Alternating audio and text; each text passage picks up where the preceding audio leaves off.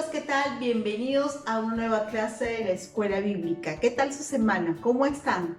¿Qué tal la clase de la semana pasada donde aprendimos acerca de la sabiduría? Sí, acerca de la sabiduría.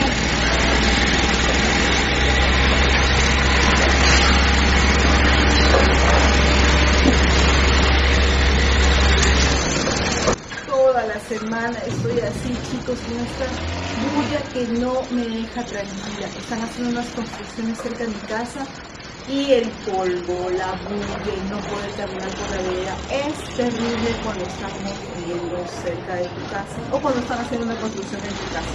Todo se ensucia, hay mucha bulla.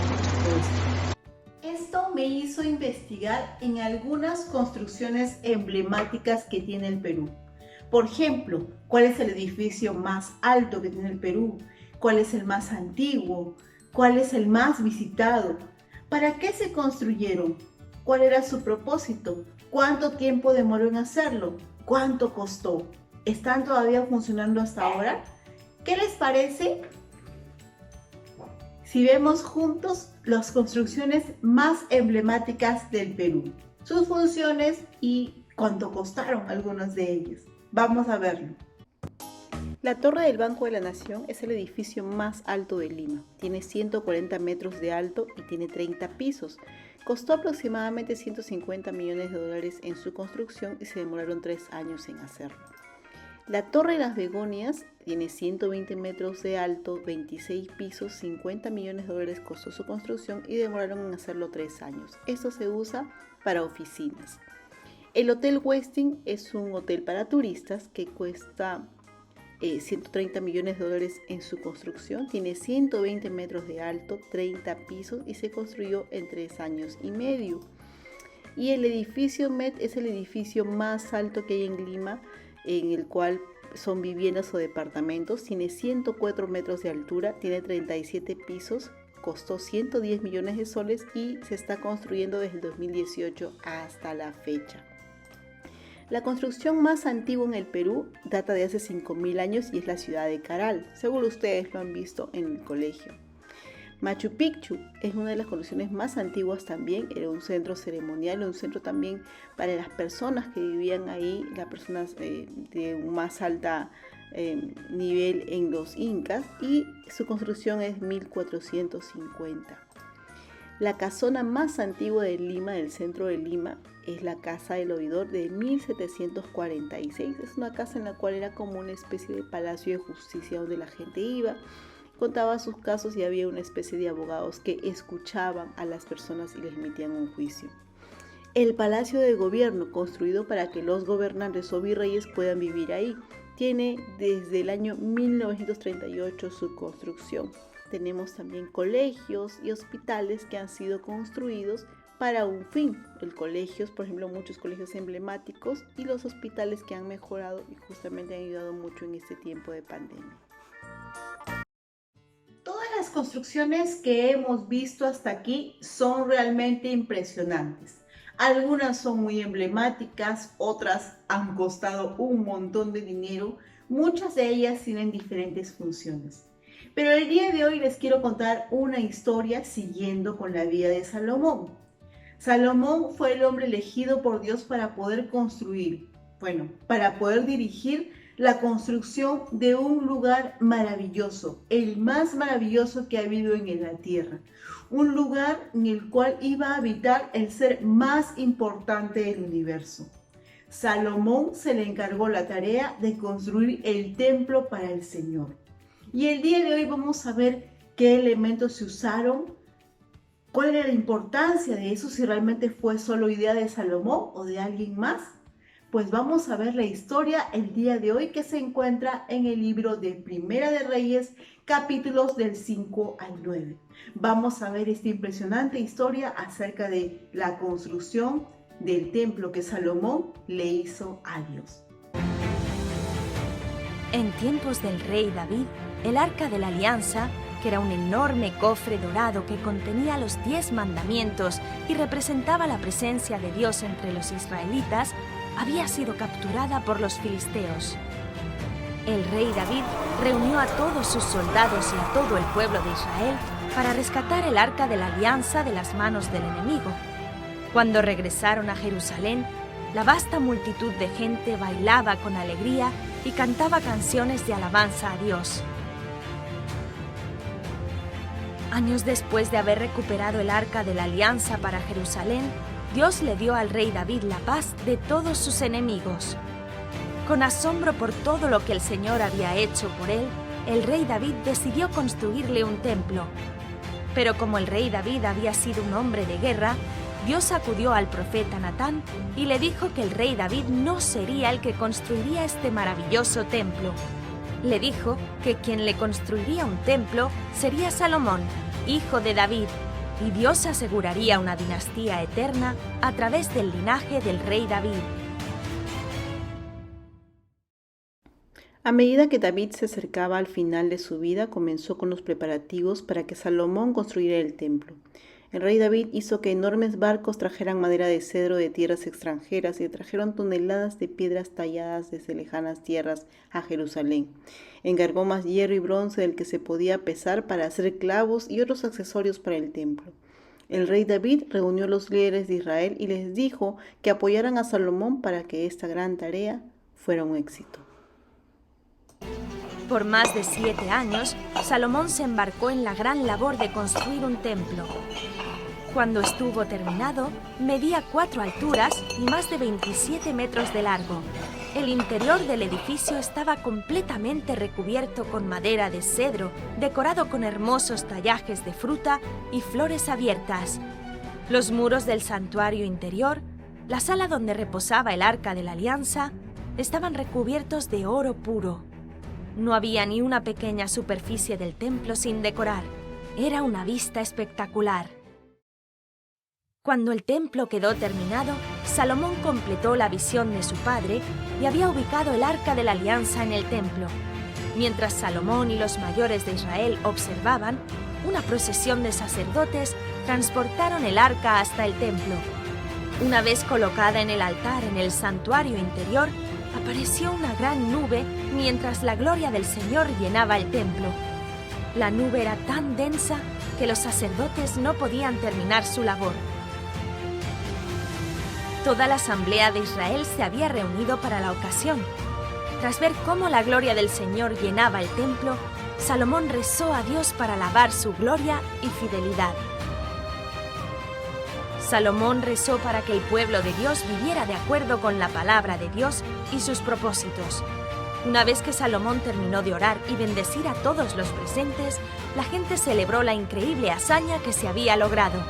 El templo se había construido y la gloria del Señor llenó el templo.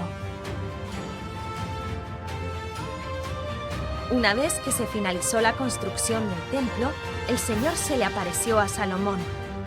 El Señor le dijo: «He santificado este templo que construiste al poner mi nombre para siempre».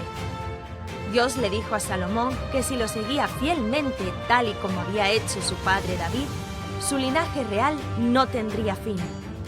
Dios desafió a Salomón, como nos instruye a todos, a seguirlo fielmente. Aun cuando David murió, los israelitas adoraban a Dios en un lugar llamado tabernáculo, que era una especie de carpa en la cual se ubicaban objetos muy preciados que Dios había mandado a construir.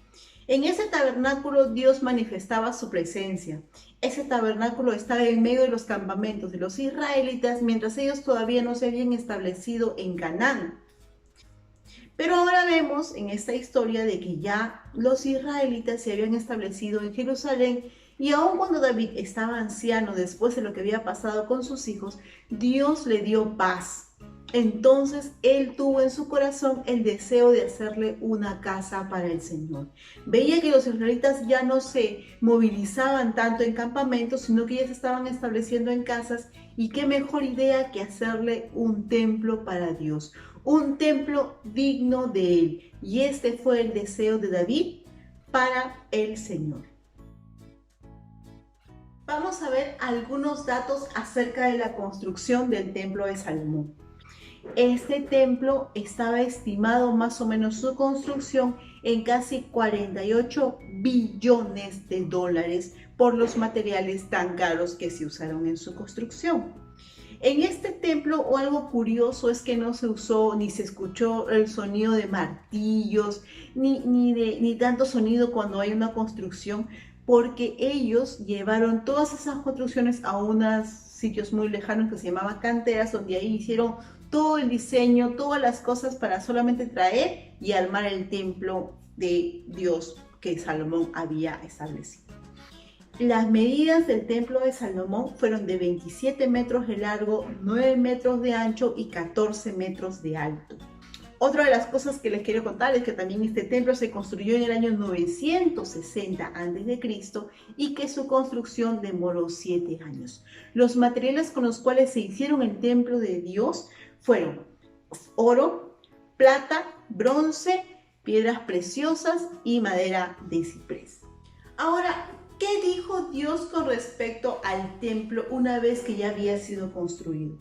Bueno, pues Dios le dijo a Salomón que si él caminaba en sus estatutos, si obedecía sus mandamientos, si guardaba en su corazón y obedecía las palabras del Señor, pues él iba a estar con Salomón tal como estaba con David su padre. Y entonces a Dios, vemos que a Dios le agrada la obediencia más que nuestras palabras, más que las cosas que podamos hacer por él o más que nuestras promesas. Dios quería un corazón obediente de su pueblo, y su corazón del pueblo era obediente, y de Salomón también. Dios prometía que él iba a estar siempre con ellos, que nunca los iba a desamparar, y de que, así como estuvo con David, también estaría con Salomón. Este templo de Salomón fue destruido muchos años más tarde por la desobediencia y la rebeldía de los israelitas. Y aunque volvieron a edificar otros templos como este y aún mejores todavía, la presencia de Dios ya no estaba ahí. Ya no cumplía el propósito de su construcción. Y si Dios y su presencia no están en el templo, pues de nada sirve tener una construcción tan maravillosa y majestuosa si el que es el Señor del universo no habita en él. En 1 Corintios capítulo 6 versículos 19 al 20 nos dice que ¿acaso no saben que su cuerpo es templo del Espíritu Santo, quien está en ustedes y al que han recibido de parte de Dios? Ustedes no son sus propios dueños, fueron comprados por un precio. Por tanto, honren con su cuerpo a Dios. Mi cuerpo es ahora ese templo consagrado y santo en el que habita Dios. Debo tratar mi cuerpo como algo muy valioso, como algo en el cual habita alguien que es muy valioso, que es Dios mismo.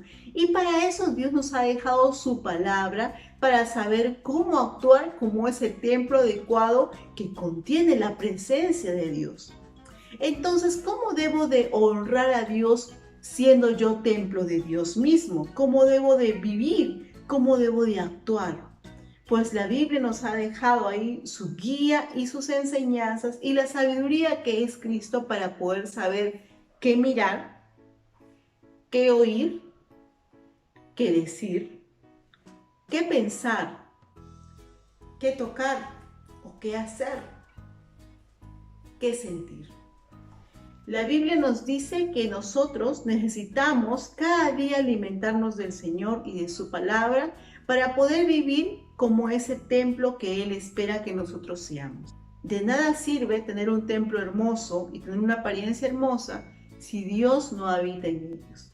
Así que recuerden, chicos, mi cuerpo es ahora templo del Señor. ¿Cómo lo vas a cuidar tú? ¿Cómo lo voy a cuidar yo? Ya no nos pertenecemos, somos del Señor. Y todos aquellos que somos hijos de Dios, somos templo del Espíritu Santo. Somos templo de Dios, en el cual Dios habita, y por lo tanto tenemos que vivir apropiadamente para nuestro Señor, porque mi cuerpo es el templo donde habita el Señor y su presencia en mí. Bien, chicos, hemos llegado al final de nuestra clase.